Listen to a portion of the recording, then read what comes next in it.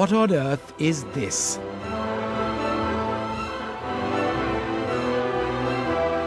And why on a show on planes does one have to be subjected to mythological creatures?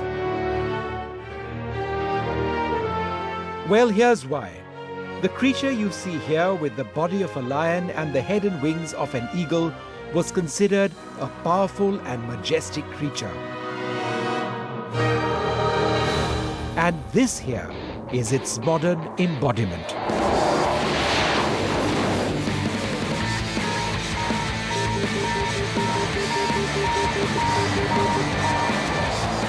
A Swedish fighter plane called the Gripen NG.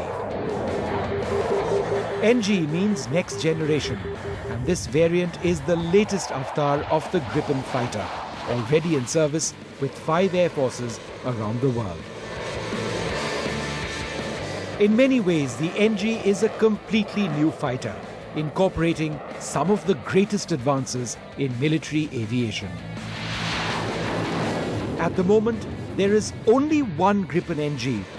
This one, it's a prototype, a valuable asset, not just for the company Saab, which manufactures the jet, but a national asset for Sweden, for the cutting-edge technology it incorporates.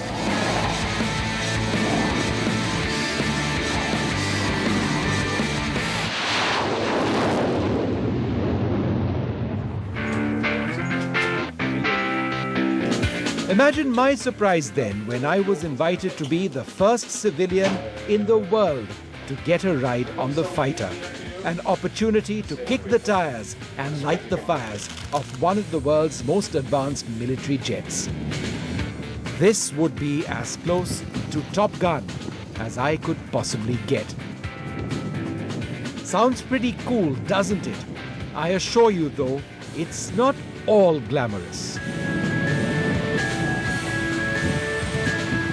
Well, this is the part of the flight. It's an essential part. One gets kitted out in a G suit. But before actually getting over here, I had to go through this terrible experience of a flight medical. Now, I've flown fighter planes maybe 12 times, I think more. I think this would be my 13th or 14th sortie. And every single time, the manufacturers of these jets insist on an aeromedical. Now, this is no basic medical examination.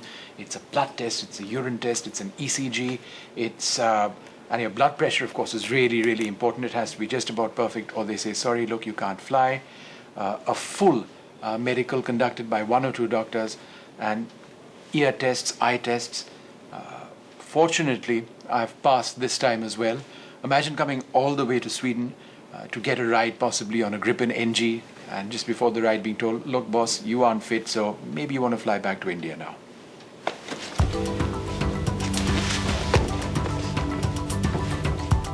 Well, this is the part when I tell my camera person Jami to move the camera away. We are, of course, a family channel, so I need to get started kitting out. So Jami, could you take the camera and move it away?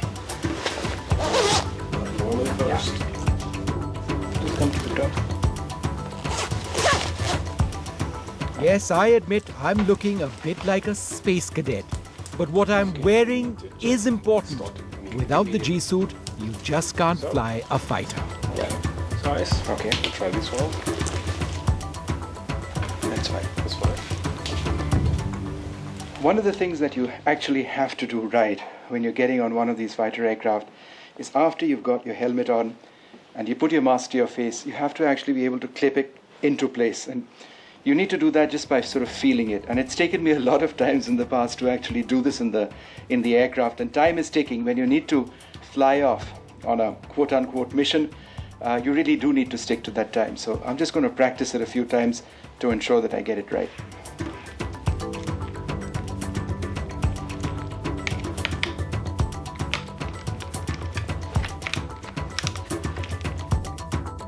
Can you take it off?